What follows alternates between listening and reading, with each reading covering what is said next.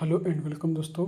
आज हम RRB group D का पेपर एनालिसिस करेंगे जो 13 अगस्त 2026 को फर्स्ट शिफ्ट में पूछा गया था। तो बिना लेट किए हुए चलते हैं सबसे पहले प्रश्न नंबर 1 तरफ। तमिलनाडु के मुख्यमंत्री बनने से पहले सी जोसेफ विजय क्या थे? तमिलनाडु के मुख्यमंत्री बनने के से पहले दक्षिण भारतीय फिल्म अभिनेता और राजनेता थे। ठीक है, नेक्स्ट इसके पूरे एक्सप्लेनेशन को देखते हैं। सी जोसेफ विजय थलपति विजय राजनीति में आने से पहले दक्षिण भारत विशेषकर तमिल सिनेमा के सबसे लोकप्रिय और शीर्ष अभिनेताओं में से एक रहे हैं। उन्होंने अपने करियर में कई ब्लॉकबस्टर फिल्में दी हैं। फिल्मों के अलावा वे अपने सामाजिक कार्यों और फैन क्लब के जरिए जनता के बीच काफ़ी सक्रिय रहे। राजनीति में जब उन्होंने कदम रखा तो उन्होंने तमिझा वेत्री कड़गम टीवी के पार्टी की शुरुआत करी और चुनाव मैदान में उतरे। ठीक है, चलते हैं क्वेश्चन नंबर 2 की तरफ।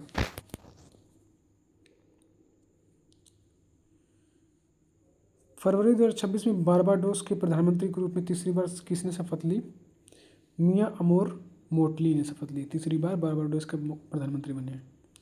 मियां अमोर मोटली ने फरवरी 2026 में बारबाडोस के प्रधानमंत्री के रूप में लगातार तीसरी बार शपथ लिया है।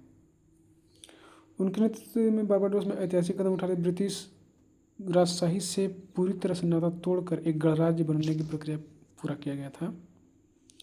वे वैश्विक मंच पर जलवायु परिवर्तन और छोटे द्वीपों के अधिकारों के लिए अपनी सशक्त आवाज़ उठाने के लिए जानी जाती हैं। ठीक, नेक्स्ट की तरफ चलते हैं। प्रश्न संख्या 30। शीतकालीन ओलंपिक में फ्री स्टाइल स्कीइंग के हाई फाइव इवेंट में स्वर्ण पदक किसने जीता? चीन की एलिन गू ने जीता है। ठीक है, इसके पूरे एक्सप्लेनेशन को देखते हैं। वर्ष 2026 में शीतकालीन ओलंपिक खेलों में फ्री स्टाइल स्कीइंग के हाई फाइव इवेंट में चीन की स्टार एथलीट एलिन गू ने शानदार प्रदर्शन करते हुए स्वर्ण पदक अपने नाम किया। एलिन गू अपनी अद्भुत कला, संतुलन और उच्च कठिनाई वाले स्टंट्स के लिए पूरी दुनिया में जानी जाती हैं और विंटर स्पोर्ट्स की दुनिया में एक प्रतिष्ठित नाम है। क्वेश्चन नंबर 4 की तरफ चलते हैं। विपो द्वारा जारी न्यूनतम ग्लोबल इनोवेशन इंडेक्स में भारत की रैंक क्या है? 38वीं है। ठीक है, विश्व बौद्धिक संपदा संगठन WIPO के द्वारा जारी ग्लोबल इनोवेशन इंडेक्स में भारत की अपनी स्थिति को मजबूत करते हुए 38वीं रैंक हासिल की है। ठीक है, यह सूचकांक देशों की अर्थव्यवस्था में नवाचार, स्टार्टअप, संस्कृति, अनुसंधान और तकनीकी विकास के स्तर को आंकता है। भारत में पिछले कुछ वर्षों में स्टार्टअप और पेटेंट फाइलिंग में तेजी से वृद्धि हुई है। ठीक है, चलते हैं क्वेश्चन नंबर 5 की तरफ। नीति आयोग के वर्तमान उपाध्यक्ष कौन है? नीति आयोग के वर्तमान उपाध्यक्ष अशोक कुमार लाहिड़ी है। ये क्वेश्चन रिपीट हुआ है, ये पहले पूछा जा चुका था, फिर दोबारा पूछा गया है। तो इसलिए दोस्तों ये एग्ज़ाम का जो रिव्यू होता है इसको देखना बहुत ज़रूरी है। और ये दूसरी बार ये प्रश्न पूछा गया है और नीति आयोग से कई बार प्रश्न आ रहे हैं, उसके स्थापना के बारे में, उसके अध्यक्ष कौन है, ये सब पूरा देखना पड़ेगा आपको। ठीक, नीति आयोग भारत सरकार एक प्रमुख थिंक टैंक है। इसके अध्यक्ष देश के प्रधानमंत्री होते हैं। डॉक्टर अशोक कुमार लाहिड़ी एक प्रसिद्ध अर्थशास्त्री हैं जिन्हें नीति आयोग के उपाध्यक्ष के रूप में महत्वपूर्ण जिम्मेदारी सौंपी गई है। वे आर्थिक नीतियों और विकास योजनाओं को दिशा देने में अहम भूमिका निभाते हैं। ठीक है, नेक्स्ट क्वेश्चन की तरफ चलते हैं। प्रश्न संख्या 6। राष्ट्रीय राजमार्ग पर सुरक्षित यात्रा का अधिकार संविधान के किस अनुच्छेद के तहत मौलिक अधिकार है? अनुच्छेद 21। भारतीय संविधान का 21 का प्राण एवं अनुच्छेद 21 प्राण और दैहिक स्वतंत्रता का संरक्षण, right to life and personal liberty की गारंटी देता है। माननीय सर्वोच्च न्यायालय के विभिन्न निर्णयों के अनुसार सड़कों और राष्ट्रीय राजमार्गों पर सुरक्षित, निर्बाध और सुगम यात्रा करना, बेहतर सड़क सुरक्षा प्राप्त करना हर नागरिक के जीवन का अधिकार है। यह अनुच्छेद 21 में लिखा गया है। ठीक है, नेक्स्ट क्वेश्चन की तरफ चलते हैं। प्रोजेक्ट चीता मतलब प्रोजेक्ट टाइगर के तहत किस राष्ट्रीय उद्यान में मादा चीता ने शावकों को जन्म दिया है? कूनो राष्ट्रीय उद्यान, जो मध्य प्रदेश में है। ठीक है, मध्य प्रदेश में कूनो राष्ट्रीय उद्यान है, ये भी पूछा जा सकता है। भारत में विलुप्त हो चुके चीतों को बचाने के लिए शुरू किए गए महत्वाकांक्षी प्रोजेक्ट चीता के तहत नामीबिया और दक्षिण अफ्रीका से चीता लाए गए थे। मध्य प्रदेश का कूनो राष्ट्रीय उद्यान इन चीतों का नया आवासीय स्थल है। यहाँ नामीबियाई और दक्षिण अफ्रीका चीतों ने अनुकूल वातावरण पाकर कई शावकों को जन्म दिया, जो भारत में वन्य जीव संरक्षण की दिशा में एक बड़ी सफलता है। ठीक है, नेक्स्ट की तरफ चलते हैं। वियतनाम में आयोजित अंडर 23 एशियाई कुश्ती चैंपियनशिप में भारत ने शुरुआत में कितने पदक जीते? भारत ने 5 पदक जीते थे। वियतनाम में आयोजित अंडर 23 एशियाई कुश्ती चैंपियनशिप में भारतीय पहलवानों ने बेहतरीन शुरुआत करते शुरुआती दौर में कुल अपने 5 पदक अपने नाम किए। ठीक, भारतीय पहलवानों ने मैट पर अपने आक्रामक दांव पेच और तकनीकी कौशल का प्रदर्शन करते हुए देश का मान बढ़ाया। यह प्रतियोगिता युवा पहलवानों और अंतर्राष्ट्रीय स्तर पर अपनी प्रतिभा दिखाने का एक बड़ा मंच प्रदान करती है। क्वेश्चन नंबर 9 की तरफ चलते हैं। भारत में खेलों में डोपिंग नियंत्रण के लिए उत्तरदायी एजेंसी कौन सी है? नाडा, नेशनल एंटी डोपिंग एजेंसी। ठीक, नाडा भारत में खेल प्रतियोगिताओं के दौरान डोपिंग रोधी नियमों को लागू करने और उनकी देखरेख करने वाली एक प्रमुख राष्ट्रीय संस्था है। इसकी स्थापना का मुख्य उद्देश्य खेलों में नशीली दवा और प्रतिबंधित पदार्थों से मुक्त रखना तथा फेयर प्ले की भावना को बढ़ावा देना है। यह वैश्विक एजेंसी वाडा के दिशा निर्देशों के अनुरूप देश में काम करती है। ठीक, नेक्स्ट क्वेश्चन की तरफ चलते हैं। 24 मई 2026 को भारतीय खेल प्राधिकरण के किस केंद्र में खेल सुविधा का उद्घाटन किया गया? गांधीनगर, गुजरात में। 24 मई 2026 को भारतीय खेल प्राधिकरण के गांधीनगर, गुजरात स्थित केंद्र में अत्याधुनिक खेल सुविधाओं का उद्घाटन किया गया। इस पहल का उद्देश्य गुजरात और देश के अन्य हिस्सों के युवा खिलाड़ियों को विश्व स्तरीय ट्रेनिंग, जिम, कोच और खेलकूद के बेहतरीन साधन उपलब्ध करना, ताकि वे राष्ट्रीय और अंतर्राष्ट्रीय प्रतियोगिताओं में देश के लिए पदक जीत सकें। नेक्स्ट क्वेश्चन की तरफ चलते हैं। वर्ष 2026 में भारत का सबसे बड़ा AI इनोवेशन समिट कहाँ आयोजित किया गया? भारत मंडपम, दिल्ली में आयोजित किया गया था। ठीक, वर्ष 2026 का भारत का सबसे बड़ा आर्टिफिशियल इंटेलिजेंस इनोवेशन समिट नई दिल्ली के विश्व स्तरीय कन्वेंशन सेंटर भारत मंडपम में आयोजित किया गया। इस समिट में दुनिया भर के तकनीकी दिग्गजों, स्टार्टअप्स, वैज्ञानिक और नीति निर्माताओं ने हिस्सा लिया। इसका मुख्य उद्देश्य भारत में AI तकनीक के क्षेत्र में नए नवाचारों, डेटा सुरक्षा और भविष्य की तकनीकी संभावनाओं पर चर्चा करना था। नेक्स्ट क्वेश्चन की तरफ चलते हैं। केंद्रीय बजट 2026-27 में खेल के लिए शुरुआत की गई पहल का नाम क्या है? खेलो इंडिया मिशन। इसके माध्यम से ग्रामीण क्षेत्र में खिलाड़ी को स्कॉलरशिप, अत्याधुनिक प्रशिक्षण और प्रतियोगिताओं के अवसर प्रदान किए जाते हैं। नेक्स्ट, डॉक्टर कलीपट्टी रामास्वामी पलानीस्वामी को किस क्षेत्र में पद्म विभूषण से सम्मानित किया गया था? चिकित्सा, मेडिसिन के क्षेत्र से। डॉक्टर कलीपट्टी रामास्वामी पलानीस्वामी को चिकित्सा के क्षेत्र में उनके उत्कृष्ट और दीर्घकालिक योगदान के लिए देश के प्रतिष्ठित नागरिक सम्मान पद्म विभूषण से सम्मानित किया गया। उन्होंने स्वास्थ्य सेवा और मेडिकल साइंस के क्षेत्र में उल्लेखनीय कार्य करते हुए अनगिनत मरीजों की सेवा की थी। ठीक, और चिकित्सा क्षेत्र को उन्नत बनाने में महत्वपूर्ण योगदान दिया है। प्रश्न संख्या 14, जलवायु परिवर्तन से निपटने के लिए कौन सा सतत विकास लक्ष्य समर्पित है? SDG 13। संयुक्त राष्ट्र UN द्वारा निर्धारित सतत विकास लक्ष्यों में SDG 13 का मुख्य उद्देश्य जलवायु परिवर्तन और उसके प्रभाव से निपटने के लिए तत्काल कार्रवाई करना है। इसके तहत ग्रीन हाउस गैसों को उत्सर्जन कम करने, आपदा लचीलापन बढ़ाने और पर्यावरण के प्रति जागरूक तब फैलाने पर जोर दिया जाता है।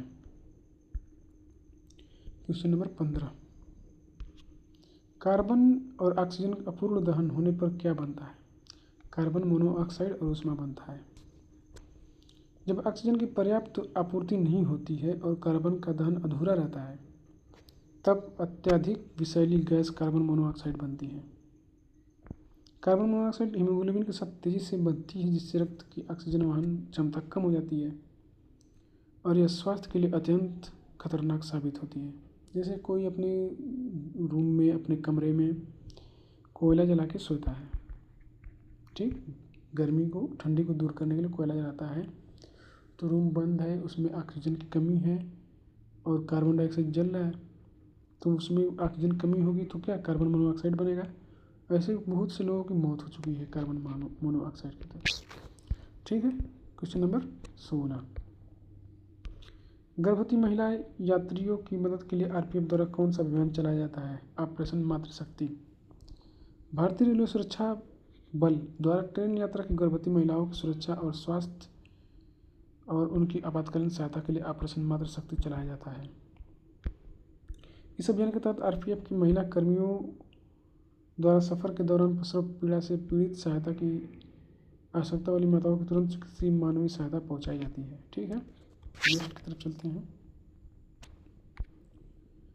मानव आमाशय पेट में कौन सा अम्ल पाया जाता है? HCl, ठीक, हाइड्रोक्लोरिक अम्ल पाया जाता है। मानव पेट की गैस्ट्रिक ग्रंथियों से हाइड्रोक्लोरिक अम्ल स्रावित होता है। यह अम्ल भोजन को पचाने में मदद करता है, भोजन के साथ आए हानिकारक बैक्टीरिया और कीटाणुओं को नष्ट करता है तथा आमाशय में अम्लीय माध्यम तैयार करता है जो प्रोटीन पचाने वाले एंजाइम पेप्सिन को सक्रिय करता है। ठीक। क्वेश्चन नंबर 18, स्वादिष्ट भोजन को देखकर मुंह में लार आने के लिए कौन सी ग्रंथियाँ जिम्मेदार हैं? लार ग्रंथियाँ।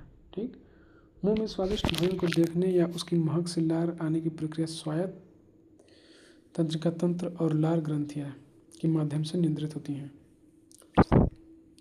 लार में एमाइलेज नामक एंजाइम होता है जो भोजन में मौजूद स्टार्च को माल्टोज शर्करा में तोड़ने का प्रारंभिक कार्य करता है। नेक्स्ट क्वेश्चन की तरफ चलते हैं। क्लोरीन 35 और क्लोरीन 37 के संदर्भ में सही कथन क्या है? इनका परमाणु द्रव्यमान भिन्न होता है लेकिन ये समान यौगिक बनाते हैं। ठीक है, इसका एक्सप्लेनेशन देखते हैं। क्लोरीन के ये दोनों रूप के समस्थानिक आइसोटोप्स जिन्हें प्रोटॉनों की संख्या 17 होती है लेकिन न्यूट्रॉनों की संख्या अलग होने के कारण परमाणु द्रव्यमान 35 और 17 भिन्न होता है। चूँकि रासायनिक गुण प्रोटॉनों और न्यूट्रॉनों की संख्या पर निर्भर करते हैं, इसलिए दोनों समस्थानिक रासायनिक रूप से समान यौगिक बनाते हैं, जैसे सोडियम क्लोराइड बनाते हैं। ठीक, नेक्स्ट क्वेश्चन की तरफ चलते हैं। मानव पाचन तंत्रों में छोटी आंत की संरचना कैसी होती है? व्यापक रूप से कुंडलित होती है। मानव शरीर में छोटी आंत की लंबाई लगभग 6 से 7 मीटर लंबी होती है, जो पेट के भीतर अत्यधिक कुंडली अवस्था में व्यवस्थित रहती है। इसकी यह अत्यधिक कुंडलित संरचना भोजन को अधिक समय तक रोकने और पचने के हुए पोषक तत्वों की निश्चित ढंग से अवशोषित करने के लिए पर्याप्त सतत क्षेत्र प्रदान करती है। ठीक है दोस्तों। क्वेश्चन नंबर 21, मानव आँख में प्रवेश करने वाले प्रकाश की मात्रा को कौन सा नियंत्रित करता है? आइरिस नियंत्रित करता है। ठीक, जिसे हिंदी में परितारिका बोलते हैं। आँख के रंगीन हिस्से को आइरिस कहा जाता है। इसके बीच में एक छिद्र होता है जिसे प्यूपुल या पुतली कहते हैं। ठीक, तेज प्रकाश में आइरिस पुतली को सिकोड़ देता है जिससे कम प्रकाश अंदर जाए और अंधेरे या मंद प्रकाश में पुतली को फैला देता ताकि अधिक प्रकाश आँख के भीतर प्रवेश कर सके। यहाँ तक आ गए हैं दोस्तों, तो वीडियो को लाइक भी कर दीजिए और एक प्यारा सा कमेंट भी करना है आपको। ठीक, कमेंट करेंगे तो मेरा हौसला बढ़ेगा और चैनल को सब्सक्राइब भी कर लीजिए। ठीक है। क्वेश्चन नंबर 22 की तरफ चलते हैं। यदि वस्तु की गतिज ऊर्जा 50 जूल से बढ़कर 98 जूल हो जाए तो किया गया कार्य कितना? तो 48 जूल। ठीक, जैसे किया का अंतिम ऊर्जा माइनस प्रारंभिक ऊर्जा इस पे हल करेंगे, माइनस घटा देंगे उसको तो 48 आएगा।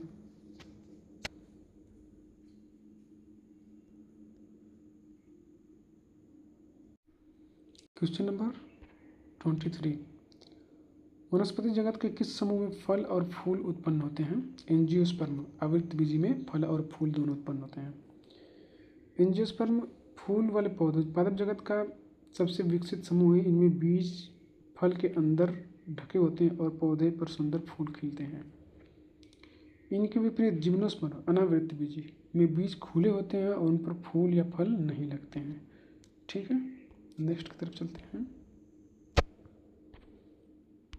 किस सरल अस्थायी ऊतक में अंतरकोशिकीय स्थान नहीं होता है और कोशिका भित्ति मोटी होती है? स्क्लेरेन्काइमा में। ठीक है, स्क्लेरेन्काइमा पौधों का एक यांत्रिक ऊतक है जिसकी कोशिकाएं मृत होती हैं और उनकी भित्ति लिग्निन के जमाव के कारण अधिक मोटी होती है। इन कोशिकाओं के बीच कोई अंतरकोशिकीय स्थान नहीं पाया जाता है जो पौधों को कठोरता और मजबूती प्रदान करता है, जैसे नारियल का बाहरी छिलका। ठीक है, क्वेश्चन नंबर 25, वेग समय ग्राफ में एक समान वेग की स्थिति में ग्राफ की रेखा कैसी होती है? समय अक्ष के समानांतर सीधी होती है। ठीक, जब कोई वस्तु एक समान वेग से गति करती है तो समय के साथ उसके वेग में कोई परिवर्तन नहीं होता है।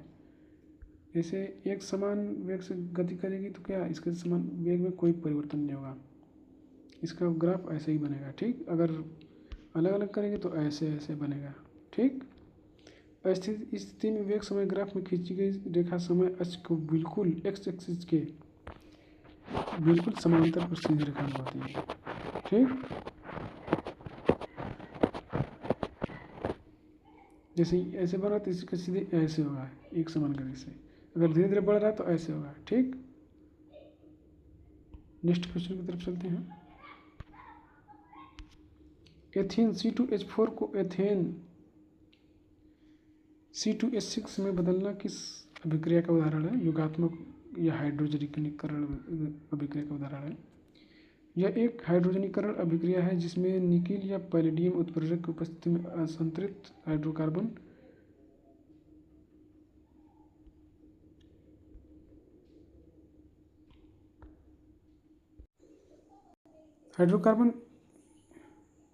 में हाइड्रोजन H2 जोड़कर संतृप्त हाइड्रोकार्बन एथेन में बदला जाता है। इस प्रक्रिया को उपयोग वनस्पति तेलों से संबंधित घी डालडा बनाने में भी किया जाता है। नेक्स्ट, अवतल दर्पण में 10 सेंटीमीटर फोकस दूरी पर रखी वस्तु का प्रतिबिंब कहाँ बनेगा? 20 सेंटीमीटर पर, जब वस्तु वक्रता केंद्र पर रखी होगी तब। ठीक, चूँकि अवतल दर्पण की फोकस दूरी 10 सेंटीमीटर, इसकी वक्रता 2f तो 20 सेंटीमीटर होगा। जब वस्तु को फोकस दूरी पर दोगुनी यानी वक्रता केंद्र पर रखा जाता है तो उसका वास्तविक और उल्टा प्रतिबिंब ठीक वक्रता केंद्र पर ही यानी 20 सेंटीमीटर की दूरी पर बनेगा। ठीक, नेक्स्ट क्वेश्चन की तरफ चलते हैं। उत्तल लेंस में वस्तु को कहाँ रखने पर आभासी और बड़ा प्रतिबिंब बनता है? उत्तल लेंस में प्रकाशिक केंद्र और मुख्य फोकस के बीच अगर रखेंगे तो आभासी और बड़ा प्रतिबिंब बनेगा। ठीक, जब किसी वस्तु को उत्तल लेंस में प्रकाशिक केंद्र और फोकस बिंदु के बीच रखा जाता है तो लेंस द्वारा बनने वाला प्रतिबिंब आभासी, सीधा और वस्तु के आकार में काफ़ी बड़ा बनता है। इस गुण को उपयोग आवर्धक लेंस या सूक्ष्मदर्शी में छोटी वस्तु का बड़ा करने के देखने के लिए उपयोग किया जाता है। ठीक है, नेक्स्ट क्वेश्चन की तरफ चलते हैं। तृतीय श्रेणी की उत्तोलक का एक उदाहरण क्या है? चिमटा, मनुष्य का हाथ या फिशिंग रॉड, मछली पकड़ने की छड़ी। तृतीय श्रेणी की उत्तोलक वे उत्तोलक है जिसमें आयाम बल बीच में होता है और एक छोर पर भार लोड होता है, दूसरे छोर पर आलम्ब होता है। ठीक, उदाहरण के लिए चिमटे से रोटी पकड़ते समय हम बीच में बल लगाते हैं। एक सिरा जुड़ा बिंदु होता है और दूसरे सिरे पर रोटी होती है। ठीक, यहाँ तक वीडियो देखने के लिए धन्यवाद दोस्तों। और मिलेंगे नेक्स्ट वीडियो में। जय हिंद, जय भारत। हाँ, वीडियो को लाइक कर दीजिए, कमेंट भी कर दीजिए एक प्यारा सा, और चैनल को सब्सक्राइब भी कर दीजिए। ठीक है दोस्तों, जय हिंद, जय भारत।